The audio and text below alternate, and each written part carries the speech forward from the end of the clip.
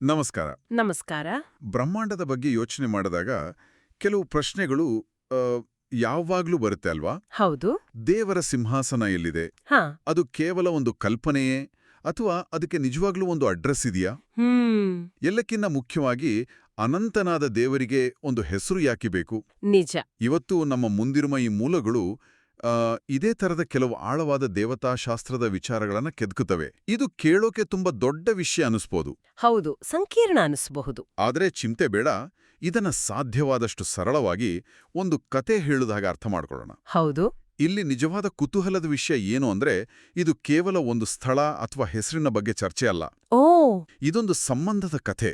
ಹೌದು. ಅಂದ್ರೆ ಸಮಯ ಮತ್ತು ಸ್ಥಳದ ಮಿತಿಗಳಿರೋ ಈ ಜಗತ್ತಲ್ಲಿ ಅನಂತನಾದ ದೇವರು ತನ್ನ ಸೃಷ್ಟಿಗಳ ಜೊತೆ ಅಂದ್ರೆ ಮನುಷ್ಯರು ಮತ್ತು ದೇವದೂತರ ಜೊತೆ ಹೇಗೆ ಸಂಬಂಧ ಬೆಳೆಸಲು ಬಯಸಿದ್ದನನ್ನೋದರ ಬಗ್ಗೆ ಈ ಮೂಲಗಳು ಬೆಳಕು ಚೆಲ್ತವೆ. ಸರಿ, ಹಾಗಾದ್ರೆ ಮೊದಲ ಪ್ರಶ್ನೆದಿಂದಲೇ ಶುರು ಮಾಡೋಣ.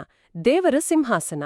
ಸಾಮಾನ್ಯವಾಗಿ ನಾವು ಸಿಂಹಾಸನ ಅಂದ್ರೆ ಅದೊಂದು ಅಧಿಕಾರದ ಸಂಕೇತ, ಒಂದು ರೂಪಕ ಅಷ್ಟೇ ಅನ್ಕೋತೀವಿ. ಹೌದು, ಮೆಟಫರ್ ಅಂತ. ಆದ್ರೆ ಈ ಮೂಲಗಳು ಹೇಳೋದೇ ಬೇರೆ.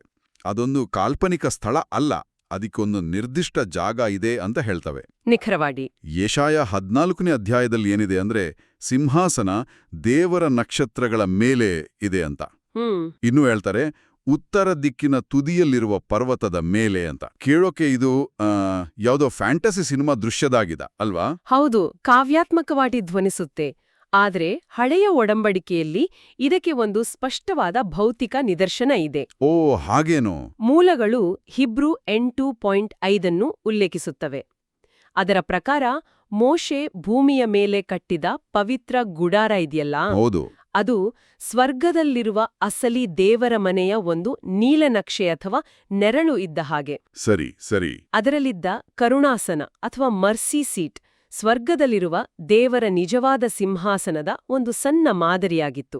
ಇದು ಒಂದು ರೀತಿ ಸಿನಿಮಾ ರಿಲೀಸ್ ಆಗೋ ಮುಂಚೆ ಬರೋ ಟ್ರೇಲರ್ ತರಹ. ಓ, ಹಾಗಾದರೆ ಭೂಮಿಯ ಮೇಲಿದ್ದ ಪವಿತ್ರ ಸ್ಥಳ ಸ್ವರ್ಗದಲ್ಲಿರೋ ಅಸಲಿ ಜಾಗದ ಒಂದು ಪ್ರಿವ್ಯೂ ಇದ್ದಾಗೆ. ಇದು ತುಂಬಾ ಆಸಕ್ತಿಕರವಾಗಿದೆ. ಹೌದು. ಆ ಕರುಣಾಸನವನ್ನು 2 ಕೆರೂಬಿಗಳು ಅಂದ್ರೆ ರೆಕ್ಕೆಗಳಿರೋ ದೇವದೂತರು ಕಾವಲು ಕಾಯ್ತಾ ಇದ್ವಂತಾನೂ ಹೇಳಲಾಗುತ್ತೆ. ತಮ್ಮ ರೆಕ್ಕೆಗಳಿಂದ ಮುಚ್ಚಿಕೊಂಡು.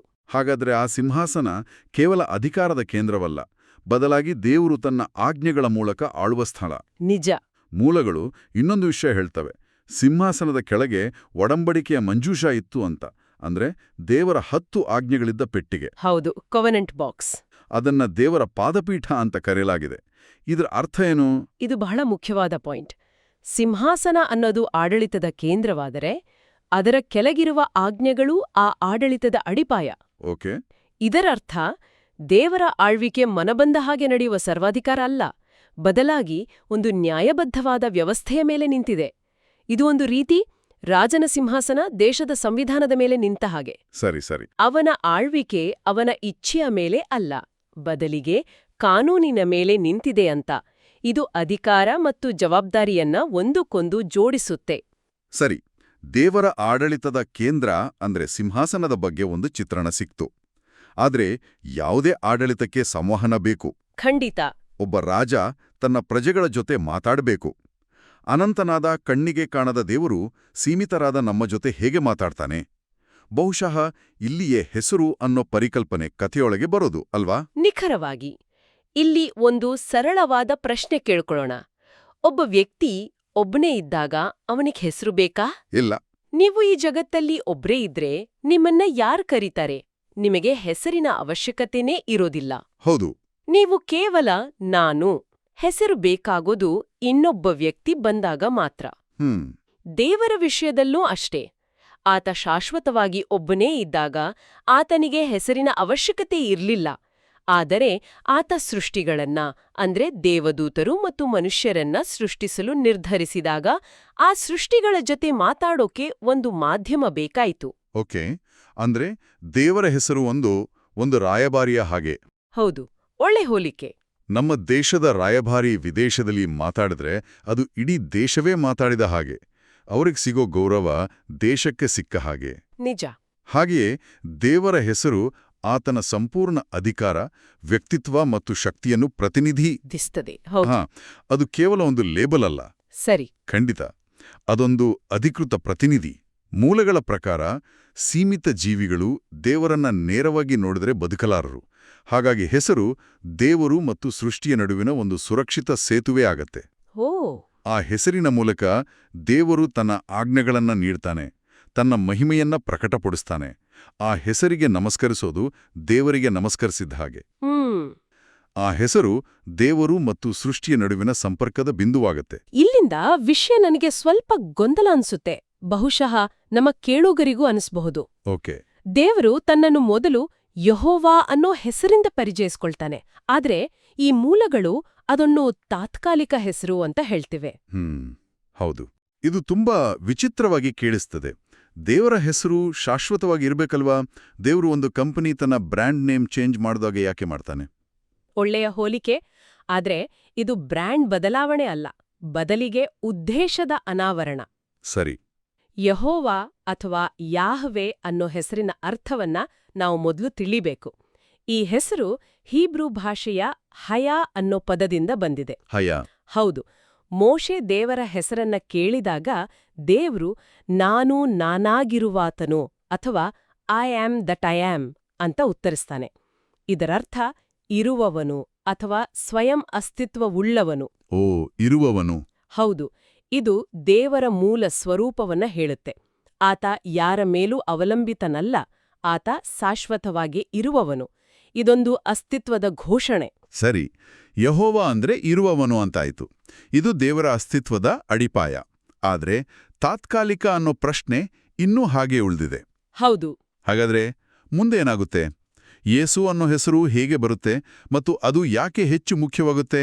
ಇಲ್ಲಿಯೇ ಕಥೆಗೆ ಒಂದು ದೊಡ್ಡ ತಿರುವು ಸಿಗೋದು. ಹ್ಮ್. ಯೆಹೋವಾ ಅಂದ್ರೆ ನಾನು ಇರುವವನು. ಅದು ದೇವರ ಅಸ್ತಿತ್ವದ ಬಗ್ಗೆ ಹೇಳುತ್ತೆ. ಆದ್ರೆ ಯೇಸು ಅನ್ನೋ ಹೆಸರು ಅಂದ್ರೆ ಹೀಬ್ರುವಿನಲ್ಲಿ ಯೆಹೋಶುವ, ಅದರ ಅರ್ಥ ಯೆಹೋವನು ರಕ್ಷಿಸುತ್ತಾನೆ ಅಥವಾ ಇರುವವನು ರಕ್ಷಕ. ಓ. ಇದ್ದಕ್ಕಿದ್ದಂತೆ ದೇವರ ಪರಿಚಯ ಇರುವಿಕೆಯಿಂದ ಕ್ರಿಯೆಗೆ ಬದಲಾಗುತ್ತೆ. ಆತ ಕೇವಲ ಇದ್ದಾನೆ ಎಂದಲ್ಲ, ಆತ ಏನನ್ನೋ ಮಾಡಲು ಬಂದಿದ್ದಾನೆ. ಆ ಹೆಸರಿನಲ್ಲೇ ಇಡೀ ರಕ್ಷಣೆಯ ಯೋಜನೆಯೇ ಅಡಗಿದೆ. ವಾವ್. ಇದು ಕೇವಲ ಹೆಸರು ಬದಲಾವಣೆ ಅಲ್ಲ, ಬದಲಾಗಿ ದೇವರ ಉದ್ದೇಶದ ಮುಂದಿನ ಹಂತವನ್ನು ತೋರಿಸುತ್ತೆ. ನಿಖರವಾಗಿ. ಇರುವವನು ಈಗ ರಕ್ಷಿಸುವವನು ಆಗ್ತಿದ್ದಾನೆ. ಈ ರಕ್ಷಣೆಯ ಪರಿಕಲ್ಪನೆ ದೇವರು ಸೃಷ್ಟಿಗಳಿಗೆ ನೀಡಿದ ಇಚ್ಛಾ ಸ್ವಾತಂತ್ರ್ಯದೊಂದಿಗೆ ನೇರವಾಗಿ ಸಂಬಂಧಿಸಿದೆ. ಹೌದು. ಮೂಲಗಳು ಈ ಬಗ್ಗೆ ಬಹಳ ಪ್ರಾಮಾಣಿಕವಾಗಿ ಹೇಳ್ತವೆ. ದೇವರು ಇಚ್ಛಾ ಸ್ವಾತಂತ್ರ್ಯವನ್ನು ಯಾಕೆ ನೀಡಿದನು ಅಂತ ನಮಗೆ ಖಚಿತವಾಗಿ ತಿಳಿದಿಲ್ಲ. ಹೌದು. ಇದು ದೇವತಾಶಾಸ್ತ್ರದ ಅತಿದೊಡ್ಡ ರಹಸ್ಯಗಳಲ್ಲಿ ಒಂದು. ಆದರೆ ಅದರ ಪರಿಣಾಮಗಳ ಬಗ್ಗೆ ಮೂಲಗಳು ಸ್ಪಷ್ಟವಾಗಿ ವಿವರಿಸುತ್ತವೆ. ಸರಿ. ಯೋಚನೆ ಮಾಡಿ. ಇಚ್ಛಾಸ್ವಾತಂತ್ರ್ಯವನ್ನು ನೀಡುವುದು ಅಂದ್ರೆ ಸೃಷ್ಟಿಗಳು ದೇವರನ್ನು ತಿರಸ್ಕರಿಸುವ ಮತ್ತು ತಪ್ಪು ಮಾಡುವ ಸಾಧ್ಯತೆಯನ್ನು ಒಪ್ಪಿಕೊಳ್ಳುವುದು. ಯಾಕಂದ್ರೆ ಆಯ್ಕೆಯ ಸ್ವಾತಂತ್ರ್ಯ ಇಲ್ದೆ ಮಾಡುವ ವಿಧೇಯತೆ ಅಥವಾ ಪ್ರೀತಿಗೆ ಯಾವ ಅರ್ಥವೂ ಇರೋದಿಲ್ಲ. ನಿಜ. ಆದ್ರೆ ತಪ್ಪು ಅಥವಾ ಪಾಪದ ಫಲಿತಾಂಶ ಸಾವು. ಆದ್ರಿಂದ ದೇವರು ಇಚ್ಛಾಸ್ವಾತಂತ್ರ್ಯವನ್ನು ನೀಡಲು ನಿರ್ಧರಿಸಿದಾಗಲೇ ಆ ತಪ್ಪಿನಿಂದ ಆಗುವ ಅನಾಹುತದಿಂದ ಸೃಷ್ಟಿಗಳನ್ನ ರಕ್ಷಿಸುವ ಒಂದು ಯೋಜನೆಯನ್ನೂ ರೂಪಿಸಬೇಕಿತ್ತು. ಇದ್ ನಿಜ. ಯಾರಾದ್ರೂ ನಮ್ ತಲೆ ಮೇಲೆ ಗನ್ನಿಚ್ಚು ನನ್ನ ಪ್ರೀತಿಸು ಅಂದ್ರೆ ಅದಕ್ಕೆ ಬೆಲೆ ಇರೋದಿಲ್ಲ. ಪ್ರೀತಿ ನಿಜವಾಗ್ಬೇಕಾದ್ರೆ ತಿರಸ್ಕರಿಸೋ ಆಯ್ಕೆಯೂ ಇರ್ಬೇಕು. ಹೌದು. ಆದ್ರೆ ಆ ಆಯ್ಕೆಯ ಬೆಲೆ ಇಷ್ಟು ದೊಡ್ಡದಾಗಿರುತ್ತೆ ಅಂತ ಯೋಚಿಸಿದ್ರೆ ಭಯವಾಗುತ್ತೆ. ಆ ಯೋಜನೆಯೇ ಶಿಲುಬೆ ಅಂತ ಈ ಮೂಲಗಳು ಹೇಳ್ತವೆ. ಎಲ್ಲಕ್ಕಿಂತ ಆಶ್ಚರ್ಯದ ವಿಷಯ ಅಂದ್ರೆ ಇದನ್ನ ಜಗತ್ತಿನ ಸೃಷ್ಟಿಗೆ ಮುಂಚೆಯೇ ನಿರ್ಧರಿಸಲಾಗಿತ್ತು. ಎಫೆಷಿಯನ್ಸ್ 1:4 ಹೇಳುವ ಹಾಗೆ ಜಗದುತ್ಪತ್ತಿಗೆ ಮುಂಚೆಯೇ ಕ್ರಿಸ್ತನಲ್ಲಿ ನಮ್ಮನ್ನು ಆರಿಸಿಕೊಂಡನು ಅಂತ. ಇದ್ ನಂಬೋಕೆ ಕಷ್ಟ. ಹೌದು. ಅಂದ್ರೆ ಸಮಸ್ಯೆ ಬರೋಕ್ ಮುಂಚೆನೇ ಪರಿಹಾರ ಸಿದ್ಧವಾಗಿತ್ತು. ನಿಖರವಾಗಿ. ಇದನ್ನೇ ನಾವು ದೊಡ್ಡ ಚಿತ್ರಣದಲ್ಲಿಟ್ಟು ನೋಡ್ಬೇಕಾಗಿರೋದು. ಇದು ಹೇಗೆ ಅಂದ್ರೆ ಒಬ್ಬ ಆರ್ಕಿಟೆಕ್ಟ್ ಒಂದು ದೊಡ್ಡ ಬಿಲ್ಡಿಂಗ್ ಡಿಸೈನ್ ಮಾಡೋ ಮೊದ್ಲೇ ಒಂದು ವೇಳೆ ಬೆಂಕಿ ಬಿದ್ರೆ ಜನರು ತಪ್ಪಿಸ್ಕೊಳ್ಳೋಕೆ ಬೇಕಾದ ಎಮರ್ಜೆನ್ಸಿ ಎಕ್ಸಿಟ್ ಕೂಡ ಡಿಸೈನ್ ಮಾಡಿದ ಹಾಗೆ. ಓ ಸರಿ. ಇಚ್ಛಾಸ್ವಾತಂತ್ರ್ಯವು ಪ್ರೀತಿಯಿಂದ ಪೂರ್ಣಗೊಳ್ಳದಿದ್ರೆ ಅದು ಸ್ವಾರ್ಥಕ್ಕೆ ಮತ್ತು ನಾಶಕ್ಕೆ ಕಾರಣವಾಗುತ್ತೆ. ಈ ಪ್ರೀತಿಯನ್ನ ಸೃಷ್ಟಿಗಳಿಗೆ ಕಲಿಸಲು ದೇವ್ರು ತಾನೇ ಒಂದು ಅಗಾಧವಾದ ಬೆಲೆ ತೆರಬೇಕಾಯಿತು. ಆ ಬೆಲೆಯೇ ಶಿಲುಬೆ. ಹಾಗಾದ್ರೆ ಆ ಹೆಸರುಗಳ ಬದಲಾವಣೆಗೆ ಇದೇ ಕಾರಣವೇ? ಹೌದು. ಯೆಹೋವಾ ಅಂದ್ರೆ ಇರುವವನು ಅನ್ನೋ ಹೆಸರು ದೇವರ ನ್ಯಾಯ ಮತ್ತು ತೀರ್ಪನ್ನು ಸೂಚಿಸಬಹುದಾಗಿತ್ತು. ಆತ ಕಾಮವನ್ನು ಕೊಟ್ಟು ಪಾಲಿಸದಿದ್ರೆ ಶಿಕ್ಷೆ ನೀಡುವ ನ್ಯಾಯಾಧೀಶನಾಗಿರಬಹುದಿತ್ತು. ಆದ್ರೆ ಯೇಸು ಅಂದ್ರೆ ರಕ್ಷಕ ಅನ್ನೋ ಹೆಸರು ತೀರ್ಪಿನ ಬದಲು ಕರುಣೆ ಮತ್ತು ರಕ್ಷಣೆಯ ಮಾರ್ಗವನ್ನ ದೇವರು ಆರಿಸ್ಕೊಂಡಿದ್ದಾನೆ ಅನ್ನೋದನ್ನ ಜಗತ್ತಿಗೆ ಸಾರುತ್ತೆ. ಸರಿ. ಇದು ದೇವರ ಸ್ವಭಾವದಲ್ಲಿನ ಒಂದು ಪ್ರಮುಖ ಆಯ್ಕೆಯನ್ನ ತೋರಿಸುತ್ತೆ. ಆತ ನ್ಯಾಯಾಧೀಶನಾಗೋ ಬದಲು ರಕ್ಷಕನಾಗಲು ನಿರ್ಧರಿಸಿದ. ಅಂದ್ರೆ ದೇವರು ಕೇವಲ ಆಜ್ಞೆಗಳನ್ನು ನೀಡಿ ಸಿಂಹಾಸನದ ಮೇಲೆ ಕೂರಲಿಲ್ಲ. ಇಲ್ಲ. ಆತನು ಮನುಷ್ಯನಾಗಿ ಭೂಮಿಗೆ ಬಂದು ಯೇಸು ಅನ್ನೋ ಹೆಸರನ್ನ ಪಡ್ಕೊಂಡು ಆ ಹೆಸರಿನ ಅರ್ಥವನ್ನ ಅಂದ್ರೆ ರಕ್ಷಣೆಯನ್ನ ಶಿಲುವೆಯ ಮೂಲಕ ಮಾಡಿ ತೋರಿಸಿದ. ಇದು ದೇವರ ಕಥೆಯನ್ನು ಸಂಪೂರ್ಣವಾಗಿ ಬದಲಾಯಿಸುತ್ತೆ. ಹೌದು. ಇಲ್ಲಿ ಇನ್ನೊಂದು ಮಹತ್ವದ ಬದಲಾವಣೆಯನ್ನ ಗಮನಿಸಬೇಕು. ಮೊದಲು ದೇವದೂತರು ಮತ್ತು ಮನುಷ್ಯರು ದೇವರನ್ನ ಆತನ ಹೆಸರಿನ ಮೂಲಕ ಅಂದ್ರೆ ಪರೋಕ್ಷವಾಗಿ ಮಾತ್ರ ತಿಳಿಯುತ್ತಿದ್ದರು. ಹೌದು. ಆದರೆ ಯೇಸುವಿನ ಮೂಲಕ ಅವರು ದೇವರನ್ನ ನೇರವಾಗಿ ನೋಡುವ, ಸ್ಪರ್ಶಿಸುವ, ಆತನೊಂದಿಗೆ ಮಾತಾಡುವ ಅವಕಾಶ ಪಡೆದರು. ಯೆಹೋವ ಅನ್ನೋ ಹೆಸರಿನಿಂದ ಆಜ್ಞೆ ನೀಡುತ್ತಿದ್ದ ದೇವರು ಯೇಸು ಅನ್ನೋ ಹೆಸರಿನಲ್ಲಿ ತಾನೇ ಸೃಷ್ಟಿಗಳ ಬಳಿ ಅವರ ಮಧ್ಯ ಬಂದು ನಿಂತನು. ಇದು ಕೇವಲ ಒಂದು ಸಣ್ಣ ಬದಲಾವಣೆಯಲ್ಲ, ಇದು ದೇವರು ಮತ್ತು ಮನುಷ್ಯರ ನಡುವಿನ ಸಂಬಂಧದ ಸ್ವರೂಪವನ್ನೇ ಬದಲಾಯಿಸಿತು. ಸರಿ. ಯೆಹೋವ ಅನ್ನೋ ಹೆಸರು ಕಮಾಂಡ್ ಪೋಸ್ಟ್ನ ಮೇಲಿದ್ದ ಅಧಿಕಾರಿಯ ಹೆಸರಾದ್ರೆ, ಯೇಸು ಅನ್ನೋದು ಸೈನಿಕರ ಜೊತೆ ಕಂದಕದಲ್ಲಿ ನಿಂತು ಹೋರಾಡುವ ಕಮಾಂಡರ್ನ ಹೆಸರು. ಅದ್ಭುತವಾದ ಹೋಲಿಕೆ. ಹಾಗಾದ್ರೆ ಇದೆಲ್ಲವನ್ನೂ ಒಟ್ಟಿಗೆ ಸೇರಿಸಿ ನೋಡಿದಾಗ ನಮಗೇನು ತಿಳಿಯುತ್ತೆ? ದೇವರ ಸಿಂಹಾಸನ, ಯೆಹೋವ ಮತ್ತು ಯೇಸು ಅನ್ನೋ ಹೆಸರುಗಳು ಕೇವಲ ದೇವತಾಶಾಸ್ತ್ರದ ಚರ್ಚೆಯ ಪದಗಳಲ್ಲ. ಖಂಡಿತ ಅಲ್ಲ. ಅವು ದೇವರು ಮತ್ತು ಆತನ ಸೃಷ್ಟಿಯ ನಡುವಿನ ಸಂಬಂಧದ ಕಥೆಯನ್ನ ಹೇಳ್ತವೆ. ಈ ಕಥೆ ಅಧಿಕಾರದಿಂದ ಶುರುವಾಗಿ ಇಚ್ಛಾಸ್ವಾತಂತ್ರ್ಯ, ಪ್ರೀತಿ, ತ್ಯಾಗ ಮತ್ತು ಅಂತಿಮವಾಗಿ ರಕ್ಷಣೆಯ ಒಂದು ಮಹಾಕಾವ್ಯದಂತೆ ತೋರುತ್ತೆ. ಹೌದು, ಒಂದು ಎಪಿಕ್ ಜರ್ನಿ. ಸಿಂಹಾಸನವು ದೇವರ ಸಾರ್ವಭೌಮತ್ವವನ್ನು ಪ್ರತಿನಿಧಿಸಿದ್ರೆ, ಹೆಸರುಗಳು ಆ ಸಾರ್ವಭೌಮತ್ವವು ಹೇಗೆ ಪ್ರೀತಿ ಮತ್ತು ಕರುಣೆಯಾಗಿ ವ್ಯಕ್ತವಾಯಿತು ಎಂಬುದನ್ನು ವಿವರಿಸ್ತವೆ. ನೀವ್ ಹೇಳಿದ್ದು ಸಂಪೂರ್ಣವಾಗಿ ಸರಿ. ಇದು ನಿಯಮಗಳ ಪಟ್ಟಿಯಲ್ಲ, ಬದಲಾಗಿ ಒಂದು ಸಂಬಂಧದ ಕಥೆ. ಇದು ದೇವರ ಗುಣಸ್ವಭಾವ ಇತಿಹಾಸದ ಮೂಲಕ ಏಕೆ ಹಂತ ಹಂತವಾಗಿ ಅನಾವರಣಗೊಂಡಿತು ಅನ್ನೋದನ್ನ ತೋರಿಸುತ್ತೆ. ಇರುವವನು ಎಂಬ ಸತ್ಯವು ರಕ್ಷಿಸುವವನು ಎಂಬ ಪ್ರೀತಿಯಾಗಿ ಪೂರ್ಣಗೊಂಡ ಕಥೆಯಿದು. ಸಿಂಹಾಸನದ ಮೇಲಿನ ರಾಜ ತನ್ನ ಪ್ರಜೆಗಳಿಗಾಗಿ ತನ್ನ ಪ್ರಾಣವನ್ನೇ ಕೊಟ್ಟ ಕಥೆಯಿದು.